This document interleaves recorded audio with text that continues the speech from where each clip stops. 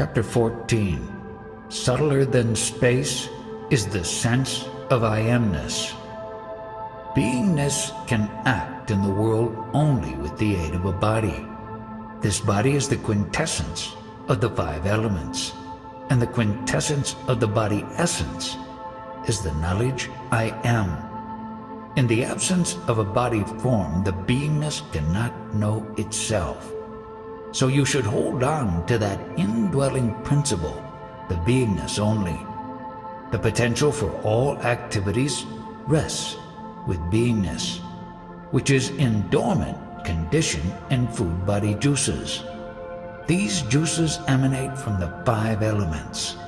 The presiding principle of the whole functioning is the knowledge I am, which is the quintessence of the five elemental body. This knowledge I am has to be understood correctly. The beingness, vital breath, and mind are formless.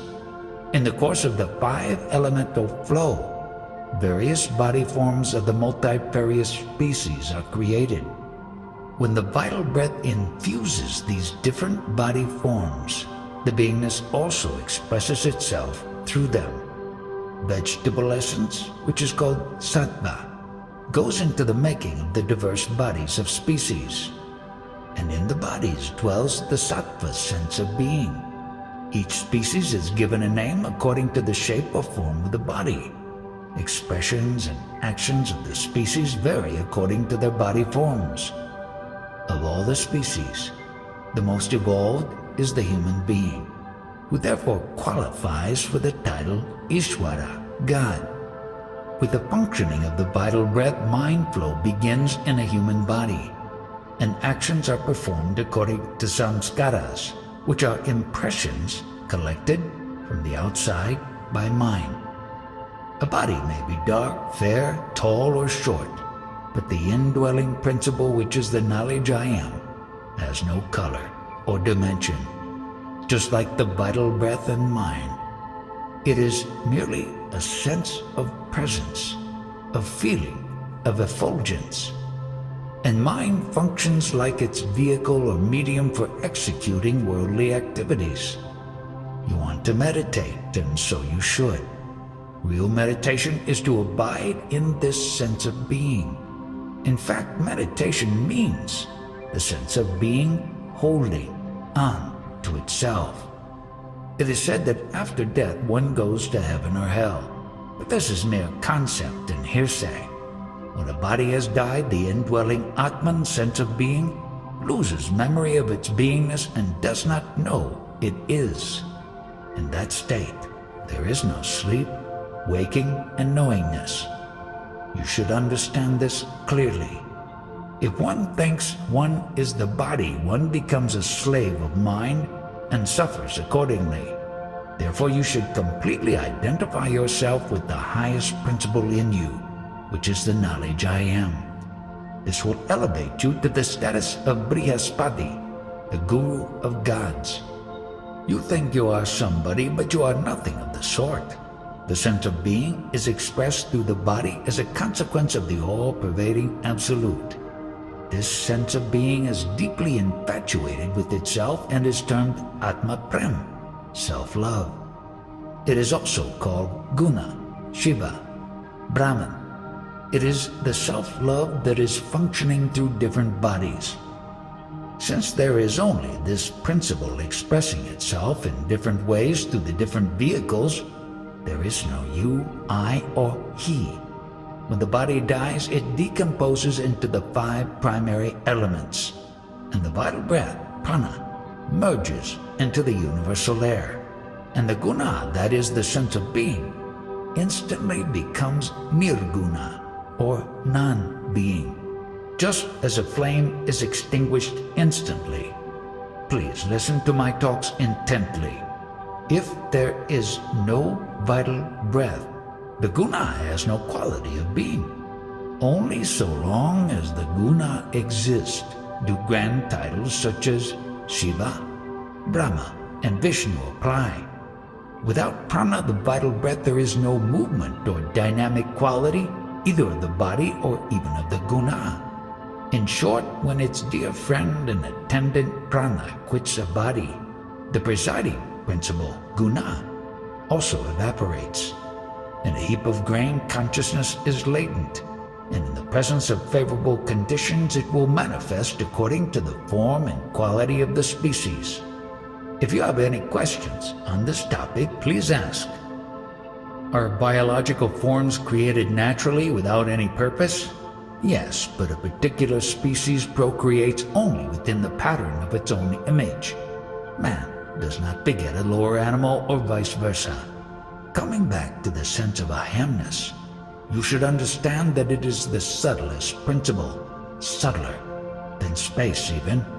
When it is extinguished because of the death of the body and stopping of the vital breath, the event is termed nirvana or nirvana. This is a state in which there is no sample left of I-Am-Ness, a sampleless condition absolutely.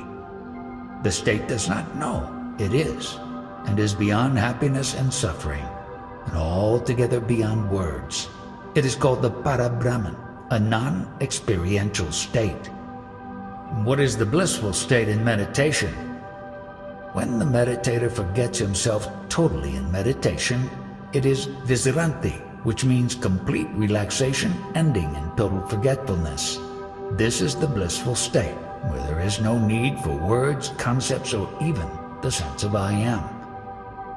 All concepts in us sprout out of the principle which was latent in the fetus, is it not so? Yes. Could it be that our thought emanation also is already decided? The thoughts are not predestined, but are the reactions of impressions, samskaras, which you receive now. God or Iswara is said to be omniscient, all-knowledgeable. What does that mean? Iswara is not an individual person. It is an all-pervading principle which is latent in everything. It is manifest in the 5 elements, the 3 gunas, and in the cycle of waking, sleep, and knowingness. Does it mean no duality?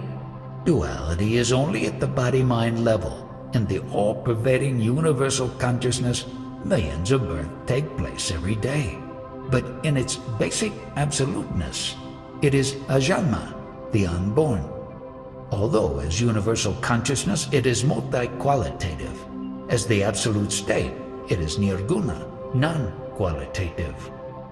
To an American woman who is a writer, you'd better go home soon before you fully imbibe this knowledge, otherwise you will be lost to all your identities. I cannot say, but I say, you will be relieved of the comings and goings of all your concepts. Even your sense of I-Am-Ness will be liquidated. In this country, for ages, it has been accepted that a sacred name carries great spiritual potency if recited properly. It has no better substitute. Millions of persons in the world are personified by the names given to them because a name has utility on the worldly level. When you are initiated into a spiritual discipline with the sacred name, it means that it represents your ultimate true nature.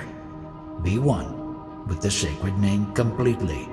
Then it will give you all the mystic knowledge necessary for your spiritual elevation. It will awaken you into eternal awareness. This is the mystic word of Navana Sampradaya, the traditional order of the 9 gurus. These gurus were neither cultured nor highly educated. According to one of the stories, a man sat on one of the highest branches of a tree, cutting the very branch he sat on from the wrong side.